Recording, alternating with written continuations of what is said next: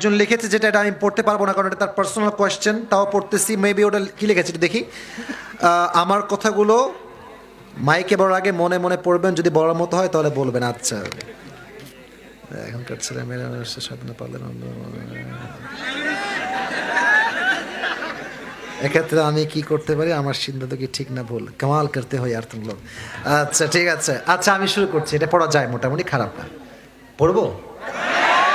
চাপায়ের মাহফিল তো আজকে ইতিহাস হয়ে থেকে যাবে, ঠিক না বলে? সব শ্রোতার দাঁড়ায় থেকে ওয়াজ শুনছে, মারহাবা বলেন সবাই যুবক ভাইয়ারা। আচ্ছা ট্রাই করছি।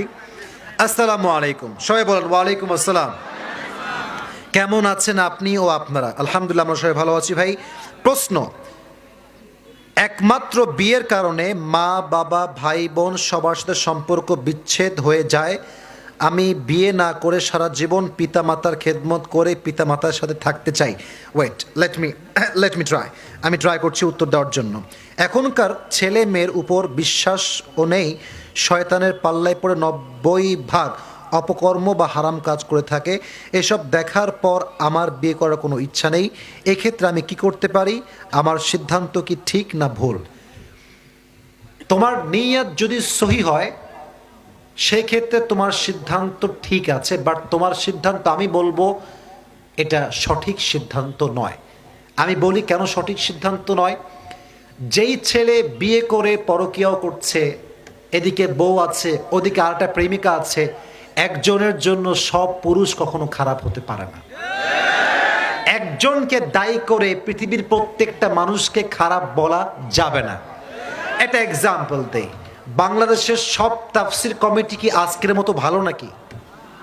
বল, আজকের মতো সবাই কি ভালো হবে? না। এখন আমি যদি বলি চাপায়ের মতো মাহফিল কোথাও হয় না, আমি কোথাও যাব না, তাহলে আমার কপালে মাহফিল আর জুটবে না। কথা ঠিক কিনা বলো যুবক ভাইরা আগে?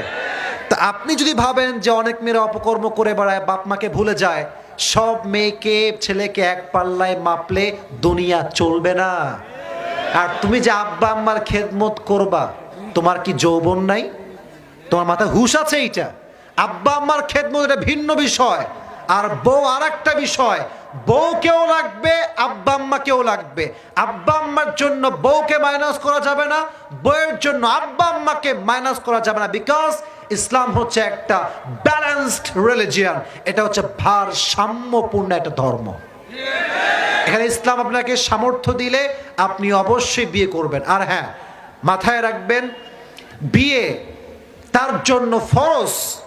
যে বিয়ে না করতে পারলে পর্নোগ্রাফি দেখবে, যে বিয়ে না করতে পারলে হারাম রিলেশনশিপ করবে। মাথায় রাখবেন, বিয়ে, হুজুর আছে আমার পাশে, আমি স্পষ্ট বলছি, বিয়ে কখনো ফরজ, কখনো সুন্নত, কখনো মুস্তাহাব। বিয়ে কখন ফরজ? যখন আপনি বুঝতে পারছেন যে yes, I am damn sure that I will not able to be control my self, then it has made আল্লাহ সুবহানাহু ওয়া তাআলা অব্লিগেটরি। এটাকে আল্লাহ ফরজ করেছেন। যখন আপনি ড্যাম শিওর যে আমি হয়তো প্রেম করে ফেলবো, অথবা ব্লু ফিল্ম দেখবো, অথবা আমি জেনা করে ফেলবো, এই কেসে আপনার জন্য বিয়েটা কোনো সুন্নত নয়, এটা আপনার জন্য ফরজ হয়ে যাবে। ঠিক কিনা বলো যুবক ভাইরা? আচ্ছা, আর একটা বিষয় হচ্ছে যে আপনি মোটামুটি বুঝেন যে বিয়েটা এই সময় দরকার, জরুরি, বাট এমন না যে আপনি নষ্টই হয়ে গিয়েছেন বা নষ্ট হয়েই যাবেন, এমন না। বাট আপনি চাচ্ছেন বিয়েটা করলে ভালো হয়, সেই ক্ষেত্রে বিয়েটা হচ্ছে আপনার জন্য সুন্নাত। স্থান, পাত্র, কাল ভেদে বিয়ের বিধানটা চেঞ্জ হয়। এখন যেই যুবকটা প্রশ্ন করেছে, সে যদি একজন যুবক হয়ে থাকে, আজকে তার বয়স 19 হলে কি হবে, তার বয়স 21-এ গেলে, 22-এ গেলে, 23-এ গেলে একদিন সে বুঝবে বউ না থাকলে চরিত্র বেশি দিন ঠিক থাকে না।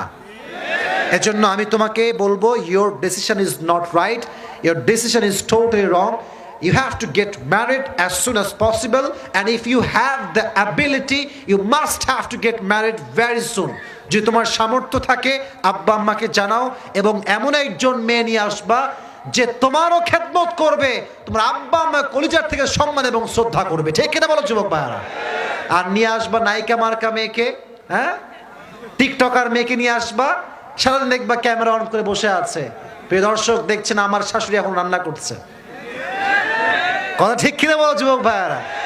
এখন তো কাপল ভ্লগ সব অ্যাভেলেবেল হয়ে গিয়েছে। এখন যুবকেরা বউয়ের দেহ, চুল, দেহ দেখিয়ে টাকা ইনকাম করে বেড়ায়। আমার কথা কি জানেন, আমি একটা কথা বলছি, ডোন্ট টেক ইট নেগেটিভলি। আমার যদি কখনো অভাব হয়, আমার this is my personal point of view. I don't know whether you will go to agree or not, but this is my personal point of view that I am sharing with all the young generation. আমার কথা, আমার বউকে নিয়ে অভাব হলে আমি van চালাবো, আমি ডাল বিক্রি করব, আমি মুড়ি বিক্রি করব, বাট বউকে দেখিয়ে ইনকাম আমি জীবনেও করতে পারি না। আমার বউকে আমি দেখব, আমার বউ আমার সম্পদ, ওরে মানুষ কেন দেখবে? আর আপনার বউকে আপনি ভ্লগ করছেন নিয়ে নিয়ে, আপনি কি ভাবেন? সবাই বলে মাশাআল্লাহ ইয়ার ই তো বহুত अच्छी बात है। কি চোখে যে তাকায় ওইটা আমি আর বললাম না। মাথায় রাখবেন, যারা অন্যের বউয়ের দিকে তাকায় তারাও ভালো হতে পারে না, আর যারা নিজের বউকে দেখায় তারাও প্রকৃতপক্ষে মুসলিম হতে পারে না। ঠিক কিনা বলা? অতএব তুমি একজন ভালো দিনদার নেককার মেয়েকে বিয়ে করবা, দেখবা তোমার চরিত্র ঠিকঠাক থাকবে, তোমার আব্বার সঙ্গে মায়ের সঙ্গে সম্পর্ক সুন্দর থাকবে। আল্লাহ তাকে সহি সমাজ দান করুক। সকলে মন খুলে পড়া আমিন।